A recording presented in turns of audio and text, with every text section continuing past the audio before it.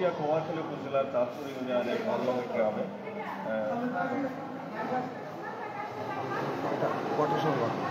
নয়টার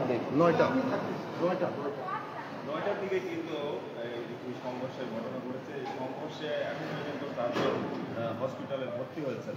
আপনারা দেখছেন যে তাদের অবস্থা কিন্তু দুইজন এখানে রয়েছেন এবং তাদের মধ্যে একজনের অবস্থা খুবই আশঙ্কাজনক। তিনি এই মুহূর্তে ওটিতে রয়েছেন, ওটি চলছে। ডাক্তারের সাথে যখন কথা হয় কুষ্টিয়া 250 শয্যা বিশিষ্ট জেনারেল হসপিটালের ডাক্তারদের সাথে কথা হলে তিনি বলেন যে জোয়াস নামে যে ব্যক্তিটি রয়েছে তার আসলে হাতে যে আঘাত হয়েছে সেটা আসলে খুবই গুরুতর এবং তাকে এখন এই মুহূর্তে ওটিতে অপারেশন থিয়েটারে রাখা হয়েছে এবং অপারেশন চলছে। এই মুহূর্তে আপনারা দেখতে পাচ্ছেন আমি কুষ্টিয়া 250 শয্যা বিশিষ্ট জেনারেল হসপিটালে অপারেশন থিয়েটারের সামনে রয়েছি। এখন একটু ভুক্তভোগীদের সাথে আসলে আরো যারা আহত হয়েছেন, তারা চিকিৎসা নিয়েছেন, তাদের সাথে একটু কথা বলার চেষ্টা করি। আসলে কি হয়েছিল একটু বলেন তো, কয়টার সময় ঘটনা ঘটেছিল? রাত 9টার সময় ওরা 10-12টা ছেলে, সবুজ, তারপর হচ্ছে মিটু, জিন্না, আবার সেন্টু, এরা অনেকগুলো ছেলেবেলা এসে আমাদের বাড়িতে কোপ ধরেছে। মিলন, হাতে কি ধরনের অস্ত্র ছিল? এর বড় বড় বেকি, ছুরি, দাসা এগুলো ছিল। আবার গুলি হচ্ছে, বন্দুক ছিল এর হাতে, সবুজের হাতে বড় বন্দুক ছিল। আচ্ছা, বন্দুক দিয়ে কি গুলি করেছে কিনা? গুলি করেনি তো, গুলি করার ভাব নিছিল। আমরা ওখান থেকে চলে আসছি। আচ্ছা, আপনি ঘটনাস্থলে কখন পৌঁছেছিলেন এবং আপনার উপর যে হামলা হয়েছে আমরা দেখতে পাচ্ছি আপনার মাথায় আঘাত হয়েছে, আসলে কি আপনার উপর হামলা করেছে? ইট মারেছে, ইট ওই সবুজরা, সবুজ, মিটু, মিলন, সেন্টু, ফিরোজ। প্রিয় দর্শক, আপনারা যেমনটি বলছিল, ভুক্তভোগী যারা আসলে এই ঘটনাস্থলে আঘাতপ্রাপ্ত হয়েছে তাদের সাথে কথা বলছিলাম। এই মুহূর্তে আসলে আরেকজন ওটিতে রয়েছেন, আসলে তার চিকিৎসা চলছে এই মুহূর্তে। এই ঘটনাটি ঘটেছে হরিনানপুর বাজারের ধলনগর এলাকাতেই। এই ঘটনাটি ঘটে রাত্রে আনুমানিক 9টার দিকে। যেমনটি বলছিল যে আসলে সালিশে হট্টগোলের মাধ্যমে এই হট্টগোল শুরু হয়, তারপরে অতর্কিত তাদের উপরে দেশীয় অস্ত্র দিয়ে হামলা করে। ইতিমধ্যে কিন্তু ভুক্তভোগী যারা রয়েছেন তারা কিন্তু বলেছেন যে আসলে তারা বুঝতেই পারেনি যে এ ধরনের হামলার শিকার হবেন এবং এদের মধ্যে জোয়াস নামে একজন কিন্তু গুরুতর আহত। কুষ্টিয়া সদর হাসপাতাল ডাক্তারদের সাথে যখন কথা হয় তারা বলেছেন যে আসলে তার অবস্থা আশঙ্কাজনক, হয়তো উন্নত চিকিৎসার জন্য তাকে হয়তো ঢাকা মেডিকেলে রেফার করা হতে হতে, এমনটি জানিয়েছেন। প্রিয় দর্শক, আসলে কিছু বাধ্যবাধকতা থাকার কারণে কিন্তু আসলে অপারেশন থিয়েটারে ঢোকা সম্ভব হচ্ছে না, যেহেতু কিছু নিয়ম নীতি রয়েছে, যার কারণে আসলে এলাকাবাসীর সাথে আর একটু কথা বলার চেষ্টা করবো যে আসলে ঘটনা কি হয়েছিল। আপনি এই বিষয়ে কি একটু বলবেন, কি ঘটনা ঘটেছিল? কি ঘটনা ঘটছিল এরকম, মানে যে তারা ধরে যে ঘরের ভিতরে ছিল, শুনতে পারলাম যে এরকম তুকাতুকি হয়েছে, বলচাল দিচ্ছে মিটুরা, ফিরোজ। তারপরে বাড়ি এসে আমার মাতব্বার বলে যে আমি এরকম বকাবকি, আমি এই কথা বলেছি যে তোমার হচ্ছে মারগুন ধরে, আরও মানে যে এসে বাড়ি এসে বলছে যে আমার ধরে মারিয়েছে। এইটাই ওরা ষড়যন্ত্র করে যে মানে যারা মারতে লেগেছে, ইট পাটকেল শুরু করলো। তারপরে বেঁকে নিয়ে এসে উপায় নিয়ে শুরু করলো। তাদের হাতে কি অন্য কোনো অস্ত্র ছিল কিনা? তার হাতে বেঁকে ছিল আর লাশামাশা ছিল এগুলো, আর আমরা দেখিনি। আর সবুজের হাতে বন্দুক ছিল, আর আমার বাড়িওয়ালার মানে যে কুপাই এসে বেঁকে দিয়ে তিনছে। আমাদের হাতে খালি হাতে, সবাই সব খালি হাতে। এরা মারামারি করার জন্য যায়নি। এরা মানে আহত হয়েছে আপনাদের? আমার আসলে যেমনটা বলছিলেন যে আসলে এখন পর্যন্ত কিন্তু 5 জন আহত হয়েছেন এই হসপিটালে, কুষ্টিয়া সদর হসপিটালে ভর্তি হয়েছেন এখন পর্যন্ত 5 জন। আসলে একজনের অবস্থা খুবই আশঙ্কাজনক, তার কিন্তু অপারেশন থিয়েটারে রয়েছে, তার অপারেশন চলছে। একজনের হাত কেটে পড়ে গেছে এমনটাও জানিয়েছেন যে আসলে যার হাত কাটে পড়ে গেছে তার নামটা কি? ওমবাদের হাত কেটে পড়ে আছে। অল্প সামান্য পাইতে আসার পড়িয়ে গেছে। জ্বলতেছে। আর এই যে এই জায়গাটাও কাইতে একেবারে আর হয়রান হয়ে গেছে, একেবারে সে হা করতেছে। আর তার কেরোর ক্ষয়ক্ষতি কিচ্ছু হয়নি।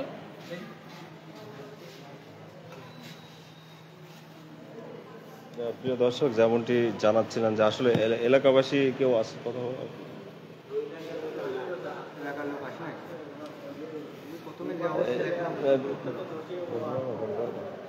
কি ঘটনা বলতে হবে?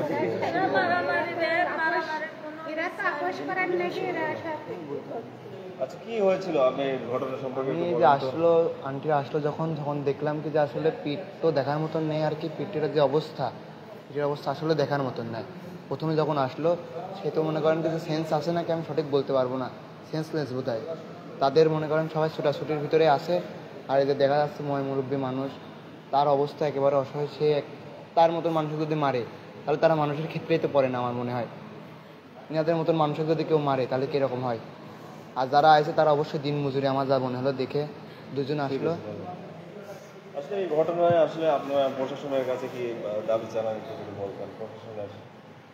হ্যাঁ, প্রশাসনের দাবি তো চাবই। আমাদের মারেছে নিয়ে যদি আমাদের গায়ে হাত দিল, ওই সবুজ আছে ওর মা মেম্বার, আমদিকির মেম্বার, ওর ক্ষমতা তুলে চান্দা তুলে বেড়ায়, পারামিতে টাকা তোলে। আর ওই টেকা তোলে মা মেম্বার, আমদিকির মেম্বার, খুব গরমে টেকা তোলে। আবার বেকি যে যার খুশি তার কুপায়। এর আগে 2-3 দিন করে মারতে গেছে, আর আজকে একদম নাইফেল নিয়ে আছে, ঘরের থেকে বাইরে নাইফেল নিয়ে আছে সবুজ। এখন ধরে যে আমলিক করে বিএমপি বাঁচার নাকি ধরে যে এখন হয়ে গেছে এটা আমদিকির মেম্বার মেম্বার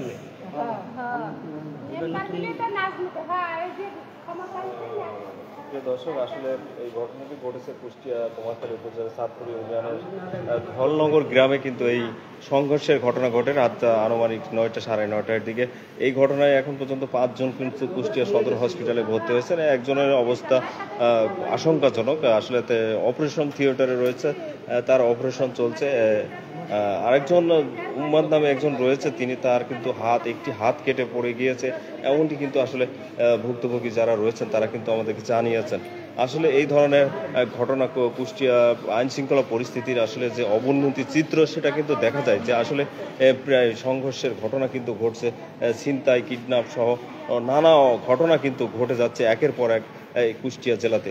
আসলে প্রশাসনের দৃষ্টি আকর্ষণ করেছেন এলাকাবাসী এবং ভুক্তভোগী পরিবার। এই বিষয় নিয়ে আসলে কথা বলেছি, দফায় দফায় কথা হয়েছে।